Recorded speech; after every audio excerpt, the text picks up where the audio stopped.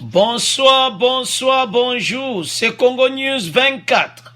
Chers téléspectateurs, comme toujours avant de commencer notre émission, nous disons merci à Dieu, nous disons merci à nos chers abonnés et téléspectateurs qui nous suivent partout dans le monde entier et en République démocratique du Congo, notre beau pays. À l'ordre du jour, chers téléspectateurs, les États-Unis fournissent aujourd'hui 6 millions d'aides pour combattre le Covid-19. Chers téléspectateurs, les États-Unis ont payé ça 6 millions pour combattre le Covid-19. Donc, développer une émission à nos chers téléspectateurs, donc, une vidéo, il y a un docteur qui explique une maladie. Et ça sala pendeni a comparer maladie wana na Ebola. Toko tchela bino vidéo bandeko. Deuxième point d'avis, chers téléspectateurs, le gouvernement envisage d'organiser un grand marché qui sera directement alimenté par les grossistes. Makambango et bandi. Fatia lobe comme temps biloko ekitatalo. Coronavirus a ya bano matsabiloko talo. Fatia lobe ke masolo ezo changé. Biloko ezo kita. Et comme ndenge ke Kongola mwana ke vra biloko komi moins cher. Toko expliquer ango ezo banda na mwa o ezo banda. Donc ezo banda na mwa oyo o ezo ya na mois d'avril. Toko expliquer ndeni gouvernement bongisi ete nzala esila.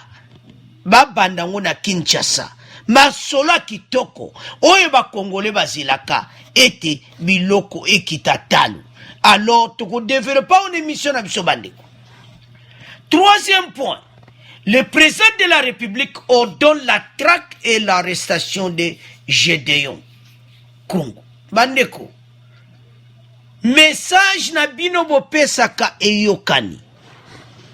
Fachi a ordonné ete bakangela ye bayela ye na bakomema eti na kini eza ya koyinda. Fachi a décidé bakanga Gédéon. Bandeko to message na mine yokani toko développer en émission na biso. Alors tokoloba lisusu chers téléspectateurs na point na biso eza capital affaire ya 35 millions oyo e nyingisi Kinshasa. DG Aerobank a zongisi 35 millions de dollars. Et puis babimisi epe abimi na makala. Bandeko basolo eza ebele. Tozala connecté. Nde bozo mona wana. Les 35 millions retournés par Charity Human au trésor public, un arbre qui cache la forêt. Et c'est yindi nango. Alors, tu vas développer une émission à biso. Alors, chers téléspectateurs, émission à biso chaque fois tu bandango na coronavirus.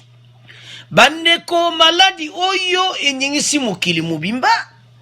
Mboka nyonso bazoloba masoloka ya coronavirus. Tolingete peuple na biso za toujours à la page. Ndeni masolango ezotambola. Les États-Unis fournissent aujourd'hui 6 millions de dollars en aide pour combattre le Covid-19 en RDC. Cela augmente les ressources déjà fournies pour combattre l'épidémie d'Ebola et d'améliorer le système de santé congolais et figure dans le cadre de notre partenariat continu avec la RDC. Mikolo oyo États-Unis a pesi bambongo bandiko pona makambo oyo ba pesi RDC 6 millions de dollars et 6 millions ekoko aider masolo oyo, même pas la totalité mais ko vraiment ko aider parce que maladie oyo eza somo et comme tant oyo gouvernement na biso bazwa hôpital moko bia référence na Kinshasa epai wa babana ko traiter ka batu bazana bakawana batongi hôpital na mbongo oyo bozyango botie bosi hôpital mo bo réfectionner botie ba mbetu na 6 millions wana bobongisi place wana ko traiter batu parce que maladie oyo eza mobulu ezopona mutu te soki ezwi yo balekani na yo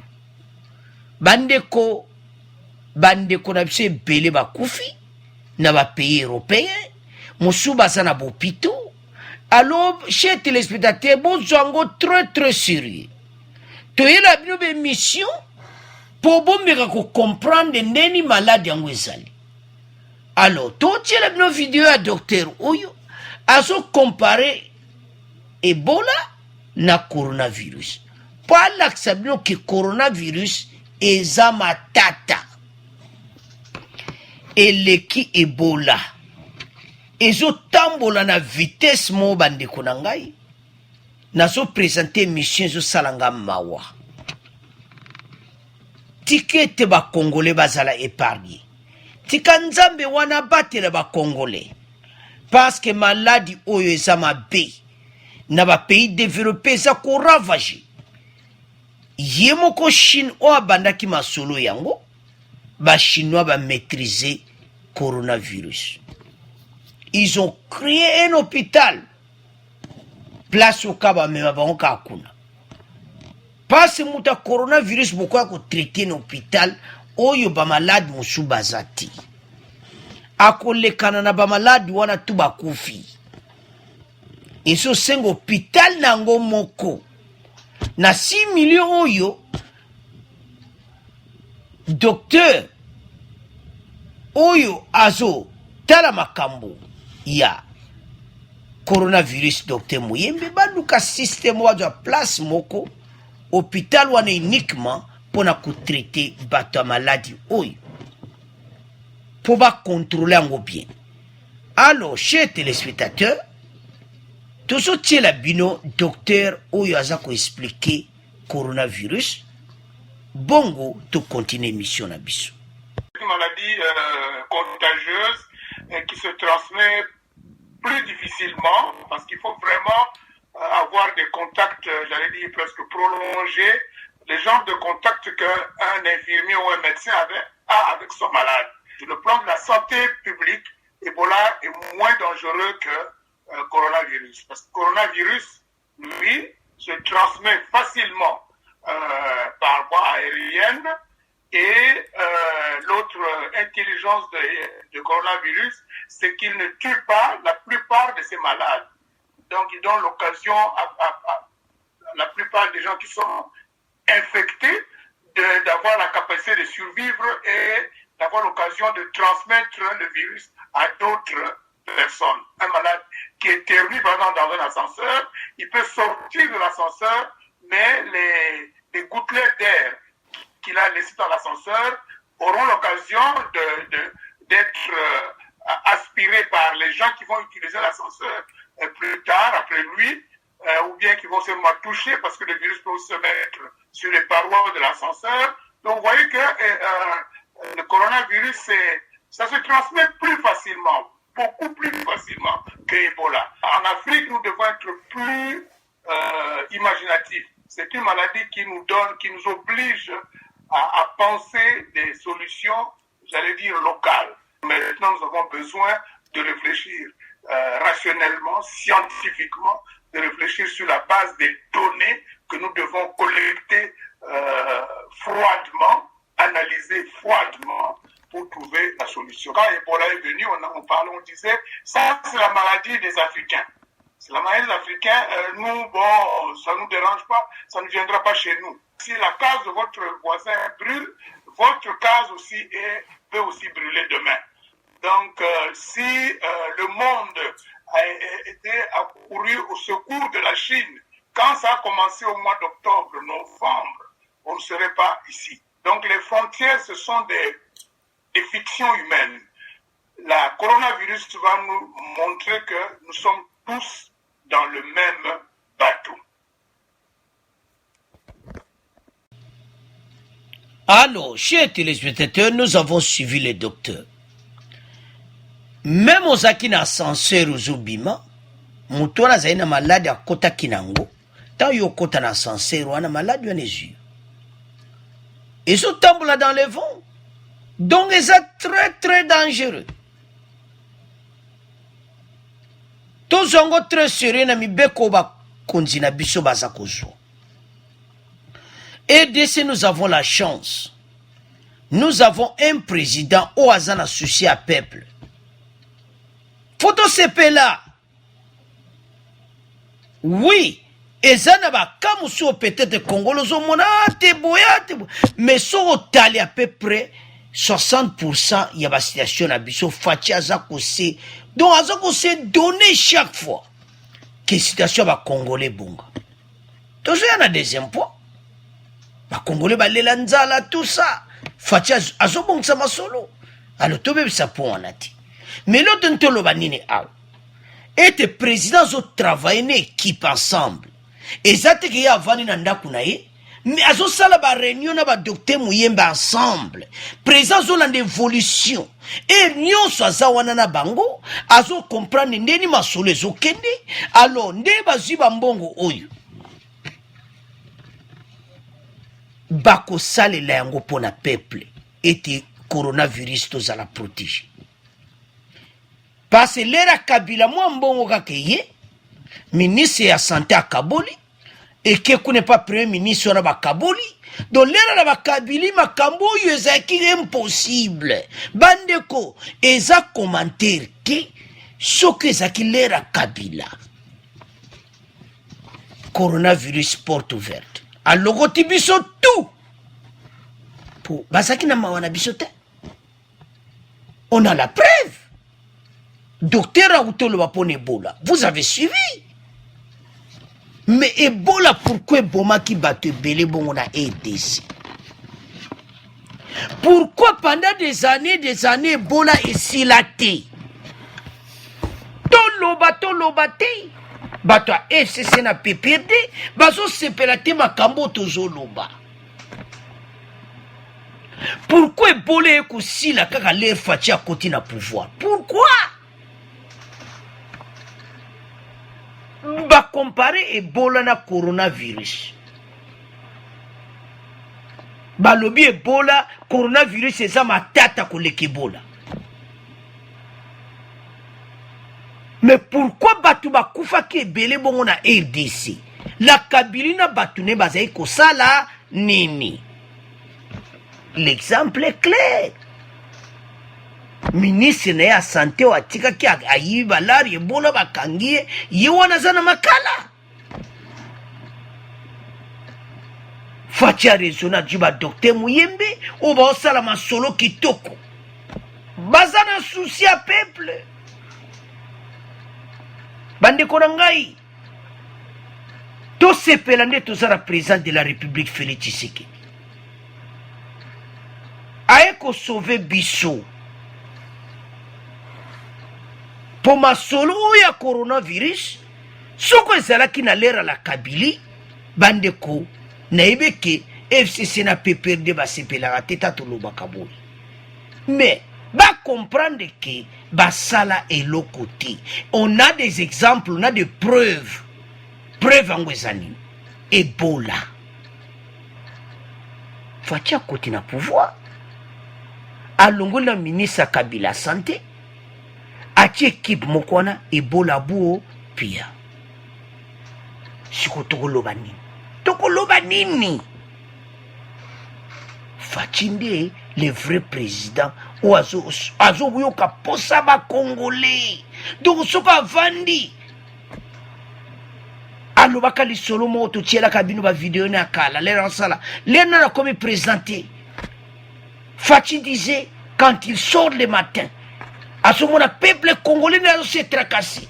Alobi si soki mukona ko koma wana na ko ete ba Congolais. Bande kwaza ko sala. Alors, chers téléspectateurs, pour tento clôturer ngobou. Ebola et na coronavirus est sa matata. Coronavirus est sa do eza kolekana na yo okufi mibatela tosama comme président de la république na gouverneur baza koloba totosa sukulaka maboko le nyonso so oza na eloko kanga munoko na yo oza na oyo nyonso bayena baprotege bachinois bayena yango zwa protege e nyonso sukoli yango eza te kaka protege wana ozala nango plusieurs jours non parce déjà eza mpe infecté soki outilize yango mingi ya yango moko il faut se changer obwaki wana ta après un jour 2 jours ochange mosusu alors service d'hygiène est important totika yango na bino bandeko maladi oyo eza matata 6 millions de dollars bapesi biso yango wana fatia kosala mosala mpo na peuple et puis bakoluka maladi oyo bazwa solution na RDC. À vous de commenter tokomoleka na deuxième point na biso oyo enyingisi Kinshasa ete bientôt biloko ezokita. Alors chers téléspectateurs tokomi na point na biso oyo Kisasa eza ya koningana ete biloko kala te ezokita tala eloko ni gouvernement basali envisage d'organiser un grand marché qui sera directement alimenté par les grossistes. C'est-à-dire, bakosala marché moko oyo biloko kozala wana, gouvernement yemo azolanda yango. La FEG a garanti au gouvernement la présence de stocks disponibles au pays jusqu'au bout du mois de juin. C'est-à-dire, na mikolo nyonso babandi nanu d'ici juin batala nde masolo yango ekokendi biloko ekiti penza alors masolo ekokontinue parce que problème à peuple alia bien à s'en sortir. Encore que les efforts seront fournis pour que ces stocks soient toujours remplacés en cas de consommation. Le Premier ministre a instruit les ministres du Commerce extérieur pour voir la possibilité d'organiser un grand marché qui sera alimenté directement par les grossistes en faveur de la population quinoise. C'est-à-dire, bazo créer marché wanezaka pona ba grossiste. Bato batekeleka batu na zandu. Bo batekaka biloko kolia. Ba depo ba Thomson batu wana nyonso gouvernement ebisamo boya awa bino bokozala awa na marché oyo oza na grossiste na yo kuna bwe yaka kovana na biloko na yo awa. Alors parmi ba mesure wana balongoli TVA, il n'y a pas de TVA na ba biloko kolia. Pour sauver l'économie nationale. Fatia yebike, na ba moment où na ba coronavirus, économie kokoma peut partir.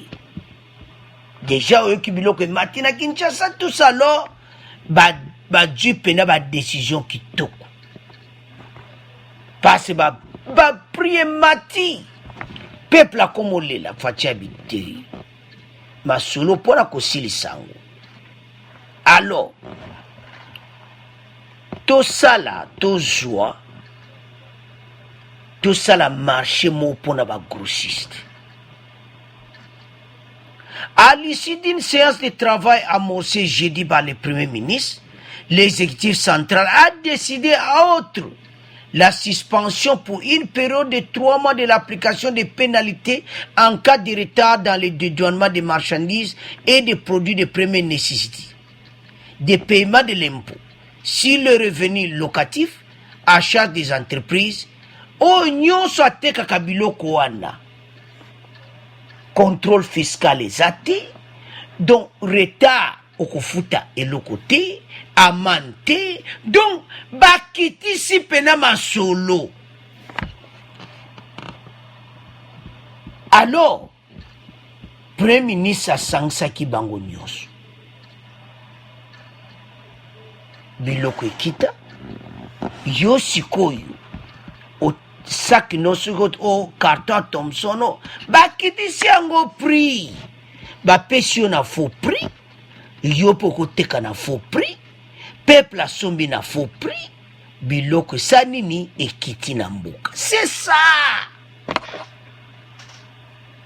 Moma ekoki oyo gouvernement pena masolo eleki kitoko. Makambo FCC azai ko freiner pamba pamba.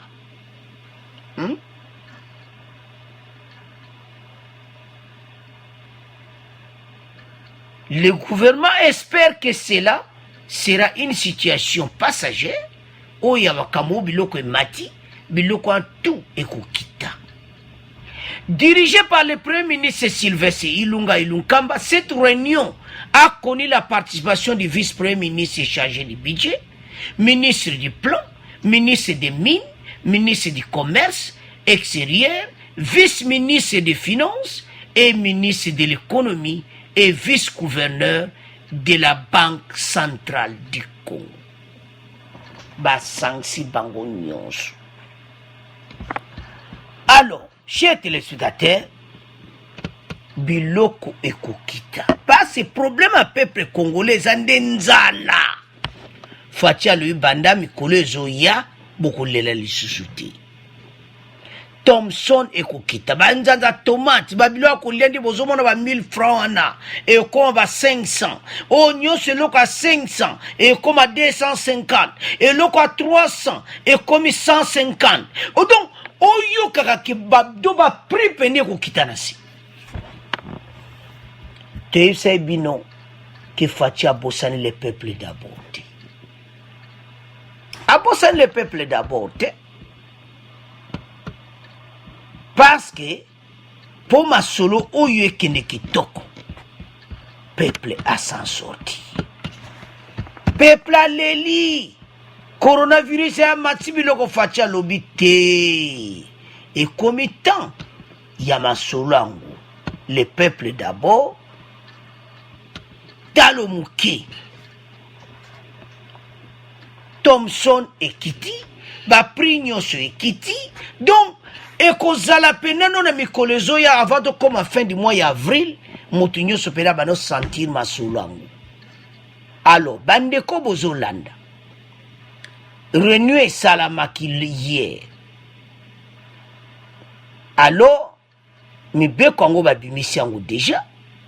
Marché wana bakosala nyonso stock ekosila te. Biloko nyonso agro eya.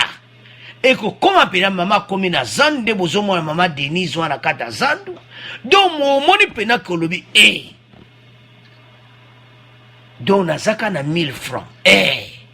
1000 francs congolais. Na sumpe damage na kepe na lesi na palais.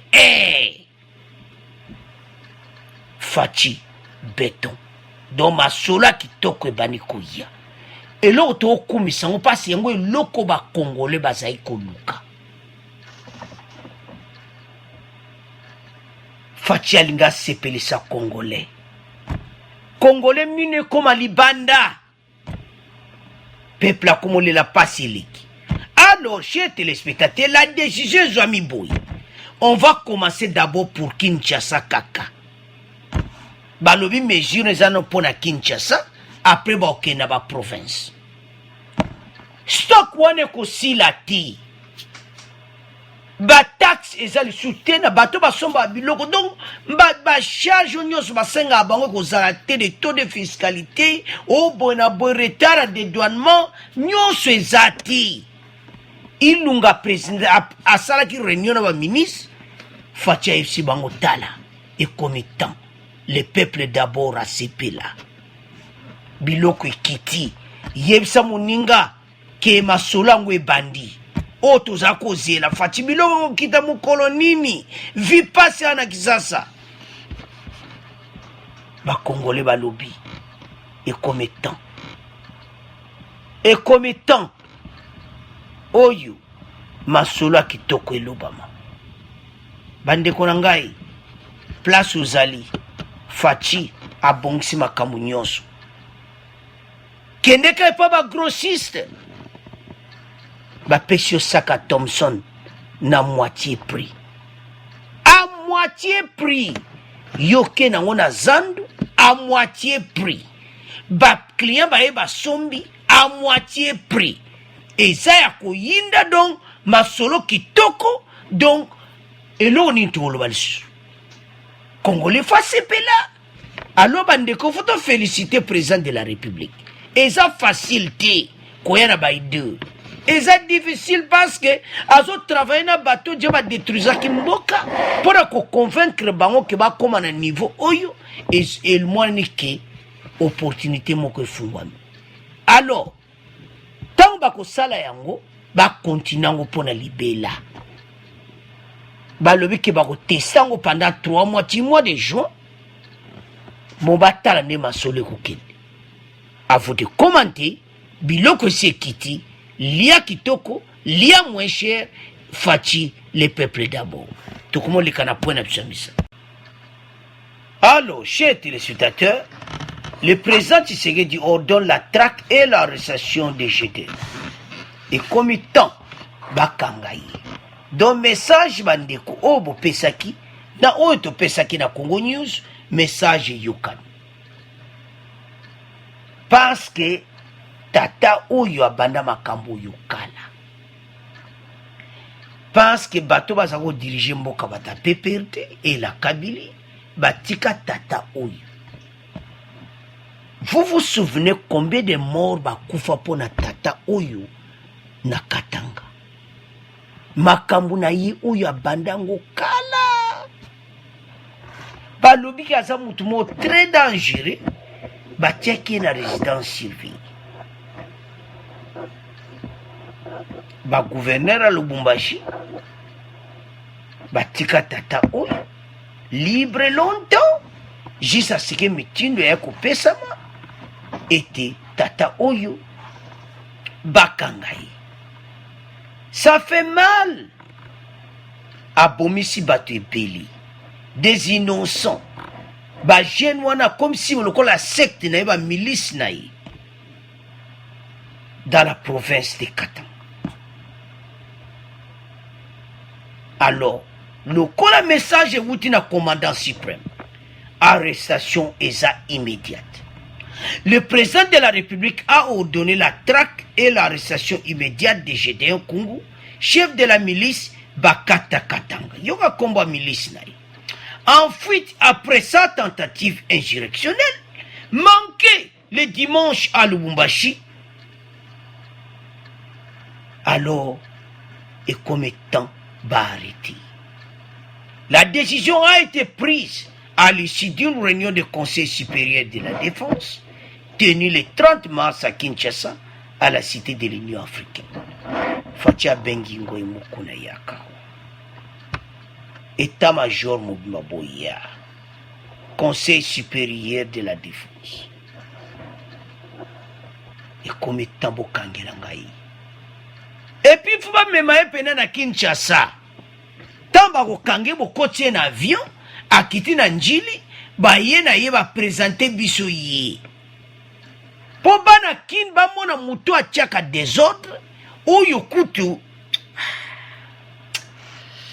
Ah, ça fait mal notre pays. Où est le gouvernement, où est l'équipe? Batika tata ou libre bandakala. Bongo vraiment bande konanga PPD bolo baki bolinga ka RDC. Bolinga ka RDC te. So bolinga RDC bokotika tata oyo libre boiti. Et comme tina façon ya boy. Ça fait du mal. Ezo salamawa. Tata oyo a semé ba terreur. Aboumi batu. Alors, sans plus tarder, Toyoka FARDC bongo to continue mission na biso. Mobulu ebimaki e bebisaki kimia na kati ya mboka na biso e salamaki na batomboki oyo bapiangami bakatakatanga bakonzami na mokonzi ya Gédéon Kyungu Mutanga. Makanisi na bango mabe misala mabe esalemaki salaki Mobulu makasi na ngonga oyo pays na biso ezali kobunda na malade mabe oyo epiangami coronavirus. Tango oyo mokonzi ya mboka président de la République alobaki po na ba mesure oyo azwaki moto nyonso akolanda yango na kopesa souplesse mpona koevite kosangisa malade bisika na bapopulation nyonso. 22e région militaire elekaki noki mpo na kolandela mitindo oyo eutaki epai ya bakonzi, ezali mpo na kopekisa mobulu mpe kotia kimia na kati na mboka na biso Lubumbashi, Likasi mpe Kasumbalesa. Mampinga na biso bazali kosala mosala kolandana na constitution ya mboka na biso. Na yango 22e région militaire atindaki mampinga sur le terrain kopekisa mobulu mpe bato wana bakangamaki bango nyonso mpo kimia mpe esi ezongi. Ngi koyebisa bino ete bato bazokaki elongo na basoda na biso ndenge moko na batomboki bazokaki bango nyonso bazali kolanda soin na bango na kati ya hôpital militaire. Na ngonga oyo tozali koloba kimia esi ekoti na mboka mobimba. Et puis contrôle, situation ezali sous contrôle. Bato ya Wenze, Zando bazali kokende, bato ya Bilanga moto nyonso azongeli mosala na ye. Kimia ekotaki uta lobby le 28 mars 2020. Pona yango tosengi na population mobimba, ezala bato ya Lubumbashi, ezala Likasi, ezala Kasumbalesa, ba continuer na misala na bango librement. Et puis na minute oyo tolingi toloba ete bobomba mutu moko te ya mabe, moto ya mabe azala denonce, moto ya mabe obimisa ye libanda po bato ya sécurité basala mosala na bango po kimia na ekoba sekokoba na kati ya mboka na biso okatanga. Sango oyo esalemi awa na Lubumbashi na date ya le 29 mars 2020. Pesami mokolo to ya mokonzi ya 22e région militaire, commandant général major Tambou Kabame Urbain, commandant 22e région militaire, Yepe mokonzi ya centre de coordination et des opérations. Alors, chers téléspectateurs, nous avons suivi Tolandi Mampinga 22e régiment na biso balobi ete motomboki motomabe oyo kapeleka zolo bena lingala pene oyo ya Mampinga na colère nyonso ke mutabwe abima guru mona edesa azotia ba désordre na kati ya sud ya pays. Alors amoni makambo na ye mais eloko eza mawa nini batikaki tamolai na tata oyo aza mutu molela kabili fale mutu azala na prison mpona libela prison pende oyo kaka na bato ya boma. Alors mbala oyo na nombre ya bomisi il faut pende akota prison ya molai. À la sortie de la réunion, le ministre de la Défense, Emengoï Moukena, a déclaré que le chef de l'État a fait part de sa plus grande consultation à la suite de l'insécurité créée à Lubumbashi par Gédéon Kungu et ses miliciens causant la mort des innocents et paisibles citoyens. Ngoï Moukena Lobi unde boso mona wana bauti réunion ya conseil supérieur à défense abimi alobi ke président ifu bakanga mutu oyo na oyo nyonso oyo leki ye moda bongo imukuna va fati même azo ba décision. Il devait prendre des décisions ya za ministre de la défense. Pourquoi décider qu'il y a un avanti? Et comme à niveau ya boy. Makankato no bana FCC, ministre de la Défense, il fallait déjà avoir une décision avant. Il faut qu'on se la tire Fati. Le cola. toujours azala mawa mboka na ye akozwa badécision mais en retard ekoze déjà bato bakufi. Ministre ya défense mosala na yo ozosala wana bandeko eza pasi komona ete na situation oyo batika tata oyo longtemps batiki eta molai abimi lokola soki gang nini nango so otali aza moto ape perdi. Eza mawa, ce n'est pas possible de vivre boyete dans notre pays. Alo bandeko na ngai ta ekoki message na mine yokani parce que situation oyo ndenge bakangi kala te okoyoka faire mwana ntsemi pe pase na réunion na balobele likama mwana ntsemi do yebe mbala osoka meki azokini bazokanga ye. Alo bandeko c'est la fin de Gédéon Kungu parce que commandant suprême apesi mibeko andana ko changer yango bakangela yeba ye il faut bakotse pena na avion atterrissage na njili aye na Kinshasa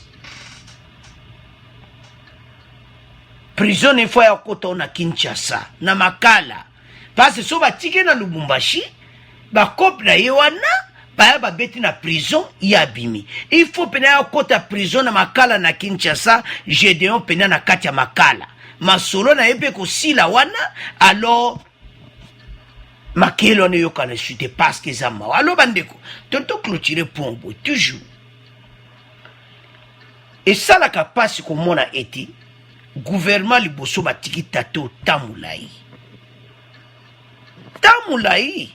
abanda ba ventiro bandaka na lera fachi ba eko tia résidence surveillée ya onde ko moko tuni question abima kindenge ni na résidence surveillée ba police bazawana. On a dit que ba milice ba boto la vraiment ba policier na biso minduki ba leka ba milice wana un ba boto bina policier na biso munduki pe ba leki donc Gédéon pena bimiake eza complot eza ba jena bango alo ba jena bon peso suka so ba kangi il faut ba memaye directement na Kinshasa. Alors pour le moment bazo lukisa je ne sais pas si c'est bakangi mais bazo lukisa que il faut pas traquer place à ça bazoyer avion zoyer en direct à Kinshasa. Alors tout tika on a bino bandeko to comment les kana point na biso oyo il y a 35 millions de dollars il y a Robank. Alors chers téléspectateurs to comment na point na biso ya a fait 35 millions de dollars retournés par Thierry Teymans au trésor public. Un arbre qui cache la forêt. Arbre où ils ont caché forêt, 35 millions de dollars. Bandeko, peut-être vous ne connaissez, peut-être vous ne connaissez pas. Ministre de la Justice Assia Bimissi. Tango Alaxi Balar Ouyo. Et Banakindeni y a débat déplaçant dans un autre compte. Quelles que soient les explications, les Batunaki, avant Yeba Memaye na Makala, pourquoi Loba Kiangote? Pourquoi Yeko Loba Yango après?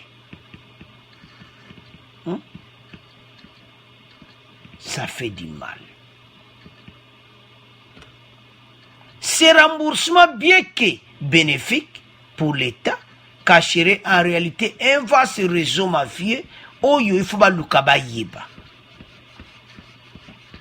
Pense y banque, trésor public à le client na yi. Mbongo na ba jongo ba déplacer. Mais les ba samisaki.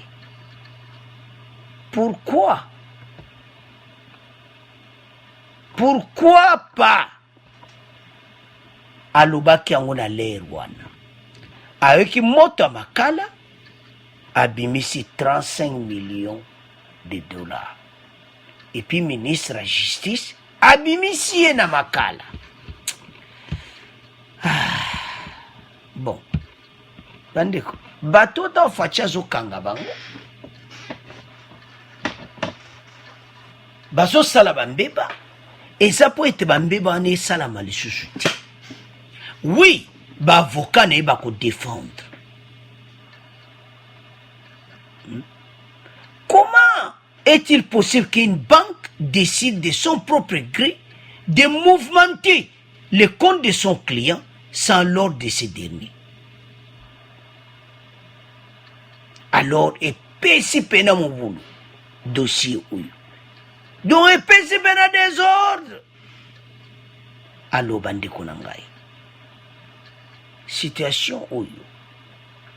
Pour le moment, Thierry Tiemann azali banda. Il n'est plus DG Yaro Bank basi balongoli. Mais pourquoi tant bazali ko samisa ye? Pourquoi lobaki yango te l'air wana? Dans de telles circonstances, la banque cherche à endosser la responsabilité pour couvrir les frais coupables qui sont les donneurs d'ordre étant haut placés. Makambo oyo balobi eza suspect. Balobi ke mutu mo haut placé a coopérer ki na ye. Yango makambo efo ba vérifier yango malamu. Mutu yango haut placé nani?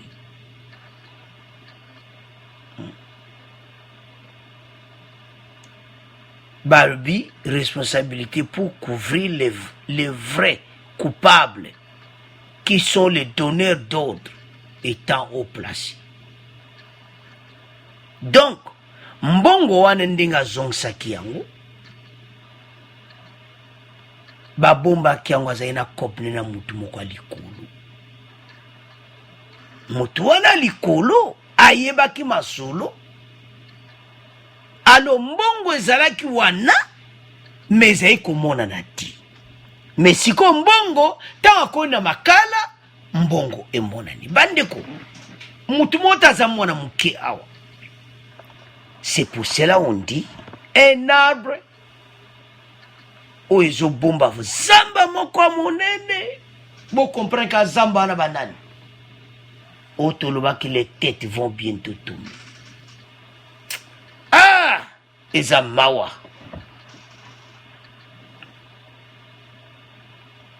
Eza mawa parce que monaki mbongo ebungi ebele pe mbongo boyi. Bavokata bo défendre o ezaki erreur bancaire, mbongo e déplaçaki. Ah papa. Oki sur la prison. Obengi mutu na olibanda. Olibitala. Nga penda moto. Père. Tozong sakabala wana. Nga penda moto. Wana cheria zolo banakati ya makala. Donc nga penda moto na kokati. Na ya kufa. Lukoba lubai so balare mona ni bakotika na bango biso. Tozong sabala nga na bima. Parce que tant bakanga kiye procureur ebiseke bimisa mbongo.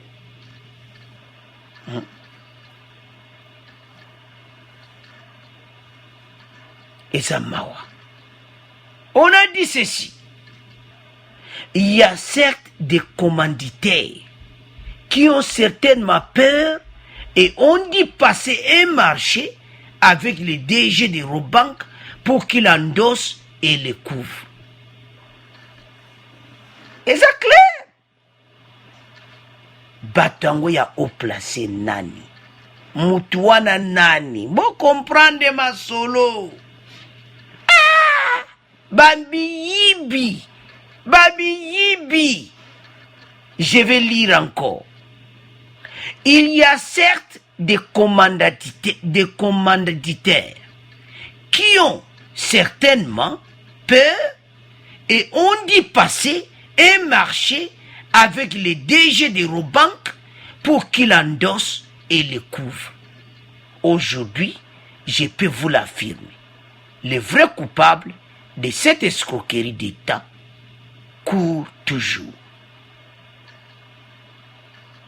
Azali. Dossier onde bozomona bandeko. Bandeko bakomi yango kitoko. Alors, eza mawa.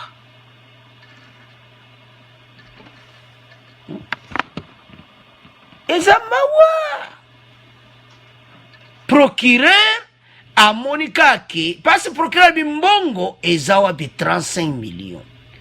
Chers téléspectateurs, avant que na makala on bayeba ki montant. Eza 35 millions avant que makala. Azolo bate pambongo eza bia yebiti. Oyebiti kende makala. Allô mon cher, ici à Makala ça chauffe. Ça me fait mal. Comment qu'on peut faire? Moi je connais là où les 35 millions.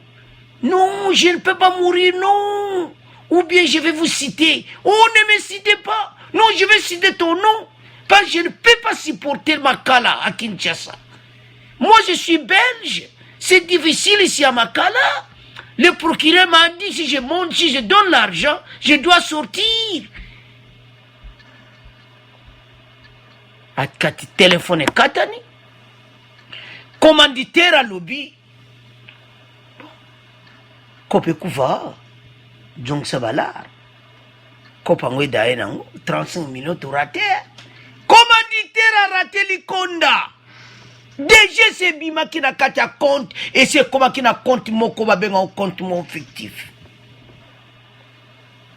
Mais procureur au pas ay monter à malam. Oye si chéri pene ka abi misabala so balare mona ni batiki. Ah.